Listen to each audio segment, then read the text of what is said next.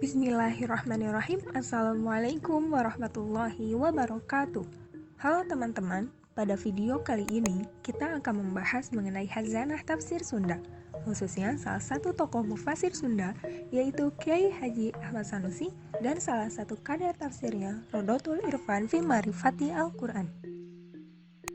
Kiai Haji Ahmad Sanusi dilahirkan pada hari Jumat tanggal 3 Muharram 1036 Hijriah atau pada 18 September 1889 di Kampung Cantayan, Desa Cantayan, Kecamatan Cikembar, Cibadak, Kabupaten Sukabumi, Jawa Barat. Dibesarkan dalam lingkungan keluarga Islami di pesantren, beliau mendapatkan bimbingan agama yang cukup tinggi, juga keterampilan menulis huruf Arab dan Latin dari orang tuanya, yaitu Haji Abdul Rahim bin Haji Yasin. Pengajaran ini dipelajarinya bersama-sama dengan saudaranya dan juga para santri ayahnya di pesantren Cantayan, sehingga hampir dipastikan selama pendidikan mudanya ia tidak pernah mengenyam pendidikan umum. Kiai Haji Ahmad Sanusi menikah pada tahun 1909 dengan putri Kiai Haji Afandi yang bernama Siti Juwariyah pada saat beliau kembali ke pesantren Babakan Salawi Baros Sukabumi. Beberapa bulan setelah Kiai Haji Ahmad Sanusi menikah, beliau beserta istri berangkat ke Mekah untuk menunaikan ibadah haji dan memperdalam pengetahuan agama Islam dengan bermukim di Mekah selama 5 tahun. Selama di sana, beliau berguru kepada para ulama dan tokoh pergerakan, di antaranya Syekh Saleh Bafadil, Syekh Maliki, Syekh Ali Thayyib, Syekh Said Jamani, Haji Muhammad Junaidi, Kiai Haji Abdul Halim, Raden Haji Abdul Malik, Kiai Haji Abdul Wahab Hasbullah, dan Kiai Haji Masyur. Setelah beliau belajar di Mekah selama 5 tahun, pada bulan Juli tahun 1915, beliau memulai dakwah dalam bidang pendidikan dan membantu ayahnya untuk mengajar di pesantren Cantayan dengan berbagai ilmu yang dimilikinya. Terdapat 2 metode pembelajaran yang diajarkan oleh Ahmad Sanusi kepada muridnya. Yang pertama, metode halaqah, dan yang kedua, metode sorogan atau bandungan. Pada tahun 1942, di masa kependudukan pemerintah Jepang, Kiai Haji Ahmad Sanusi merupakan pelopor perjuangan. Beliau memilih sikap kooperatif dengan pemerintah penduduk Jepang dengan maksud untuk menarik hati mereka dan terjalin rasa persahabatan, sehingga beliau dapat menggembleng para kiai, mu'alim, dan pemuda-pemuda Islam yang tergabung dalam Barisan Islam Indonesia. Pada Mei 1943, beliau diangkat menjadi instruktur permanen bagi para kiai yang diselenggarakan oleh Jepang dalam rangka konsolidasi politiknya terhadap umat Islam di Indonesia. Pada Desember 1944, beliau diangkat menjadi wakil residen Bogor, di mana beliau satu-satunya dari kalangan kiai di Indonesia yang diangkat untuk menduduki jabatan tersebut. Beliau juga menjadi anggota Chua Sangiin atau Dewan Rakyat pada zaman Jepang yang diresmikan oleh Seiko Shikikan pada tanggal 15 Agustus 1943. Setelah selesai Perang Kemerdekaan, Kiai Haji Ahmad Sanusi kembali ke Sukabumi. Namun, tidak banyak kesempatan yang beliau lakukan untuk membangun kembali pesantren maupun organisasinya. Pada tanggal 15 Syawal 1369 Hijriah atau 1950 Masehi, beliau wafat di kota Sukabumi Senin malam dalam usia 63 tahun. Bertepatan dengan Hari Pahlawan tahun 1992, pemerintah Republik Indonesia menganugerahkan penghargaan Bintang Mahaputra kepada Kiai Haji Ahmad Sanusi, Kiai Haji Abdul Halim, dan Mr. Samsyuddin karena jasa-jasanya dalam perjuangan kemerdekaan Republik Indonesia. Sejak didirikan sebuah pesantren genteng, Ahmad Sanusi aktif berdakwah secara lisan maupun tulisan. Adapun karya tulisnya tercatat ada 75 judul tulisan yang dipublikasikan oleh A. Mukhtar Mawardi. Adapun menurut Gunasi Kandu, yaitu ada 101 karangan dalam bahasa Sunda dan 24 karangan dalam bahasa Indonesia. Sedangkan Eswanta menyebutkan karya-karya Kiai Haji Ahmad Sanusi berjumlah 480 macam buku. Adapun karya-karya Kiai Haji Ahmad Sanusi diantaranya Kitab Tafsir Al-Quran dan Ilmu Tajwid, Kitab Hadis, Kitab Ilmu Tauhid atau Akidah, Kitab Ilmu Fikih, Kitab Ilmu Bahasa Arab, Kitab Akhlak atau Tasawuf atau Tariqat atau Doa, Kitab Ilmu Mantik, Kitab Ilmu Badi, Kitab Ilmu Bayan, dan kitab keilmuan lainnya.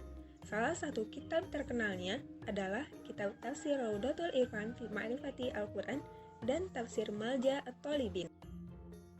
Dalam penafsirannya, pada kitab Tafsir Raudatul Irfan, Kiai Haji Ahmad Sanusi menggunakan bentuk penafsiran ar-ra'i, yaitu penafsiran ayat-ayat Al-Quran yang didasarkan pada ijtihad mufasirnya dan menjadikan akal pikiran sebagai pikiran utamanya.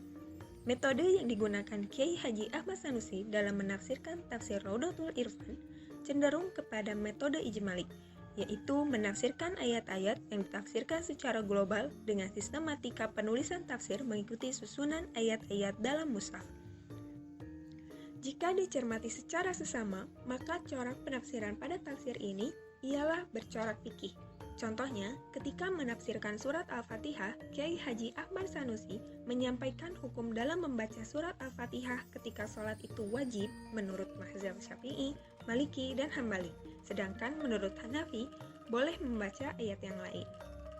Maka fokus dan aliran penafsiran yang digunakan bercorak fikih, yaitu penafsiran Al-Quran yang menitik beratkan bahasannya pada aspek hukum Islam, dengan mencari keputusan hukum dari Al-Quran dan berusaha menarik kesimpulan hukum syar'i berdasarkan ijtihad. Ciri-ciri khusus Tafsir Raudatul Irfan.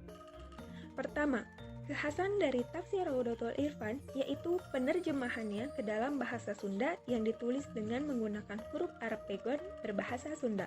Yang kedua, menggunakan bahasa yang masih tercampur aduk antara bahasa Sunda yang halus dan kasar, sehingga mudah dipahami oleh masyarakat awam di daerah Pasundan.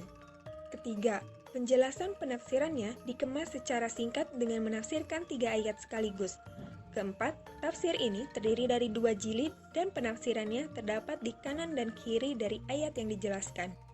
Kelima, setiap awal surat dari Tafsir Raudatul Irfan selalu dijelaskan turunnya ayat, jumlah kalimat, dan jumlah huruf yang terdapat dalam surat yang dijelaskan. Keenam, gaya bahasa dan terjemahannya, tafsir Al-Quran ke dalam bahasa Sunda yang berhuruf pegon sedikit berbeda dengan tafsir Sunda yang lain. Pola dialektika tahmil.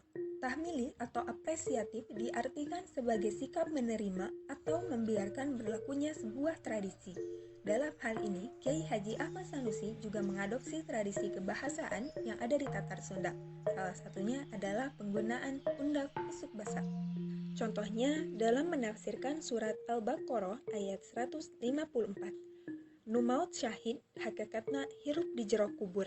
Kata maut yang digunakan Kiai Haji Ahmad Sanusi dimaksudkan kepada manusia, karena jika dimaksudkan kepada hewan atau musuh, penggunaan katanya bukan maut, tetapi paeh. Seperti dalam surat Al-Baqarah ayat 161, nerangkeun yen sakabeh jalma anu paeh kafir eta dilaknat ku Allah Ta'ala, ku malaikat, ku sakabeh jalma anu ngalaknat. Pola dialektika tahrim atau menolak. Kiai Haji Ahmad Sanusi tidak sepenuhnya mengikuti tradisi Sunda yang ada di masyarakat, karena seringkali suatu budaya bertolak belakang dengan ajaran Islam. Di daerah Kiai Haji Ahmad Sanusi sendiri, lebih tepatnya di Sukabumi, masyarakat pada saat itu memiliki tradisi mengumpulkan zakat fitrah dan mal oleh pakauman sebagai gaji untuk dirinya sendiri. Hal ini beliau sampaikan dalam surat Al-Baqarah ayat 42-43. Teu meunang nyampurkeun hak jeung batil, ngawajibkeun ngalakonan salat fardu jeung ngawajibkeun masrahkeun zakat ka mustahik. Karena menurutnya amil yang bertugas mengumpulkan zakat bukan pemerintah, tapi masyarakat itu sendiri. Di zamannya, pemerintah kolonial Belanda, zakat yang dikumpulkan akan disetorkan kepada pemerintah sebesar 70% dan 30%-nya diberikan kepada amil yang ditunjuk oleh pemerintah sebagai gajinya. Hal ini, menurut Kiai Haji Ahmad Sanusi, bertentangan dengan Al-Quran dan As-Sunnah. Struktur kebahasaan. Tafsir yang menggunakan bahasa Arab Sunda Pegon yakni sebagai salah satu bentuk vernakularisasi, maka dalam kitab tafsir ini Kiai Haji Ahmad Sanusi bukan hanya ingin mengenalkan Islam dengan tafsir Al-Quran saja, melainkan ingin melestarikan budaya Sunda. Kiai Haji Ahmad Sanusi menulis tafsirnya dalam bentuk terjemah perkata dan penafsiran. Hal ini memudahkan masyarakat Sunda untuk mempelajari arti atau makna Al-Quran lewat terjemah perkata. Apalagi tren yang beredar pada saat itu adalah bahasa Sunda Pegon. Kiai Haji Ahmad Sanusi dalam menerjemahkan kata per kata menggunakan metode melogat, yakni metode yang sering digunakan santri-santri salafiyah yang ada di Jawa Sunda sebagai sarana untuk mempermudah memahami struktur bahasa Arab, seperti jika dalam penerjemahan ada kata ari, pasti kata di depannya menggunakan kata eta dalam penerjemahannya.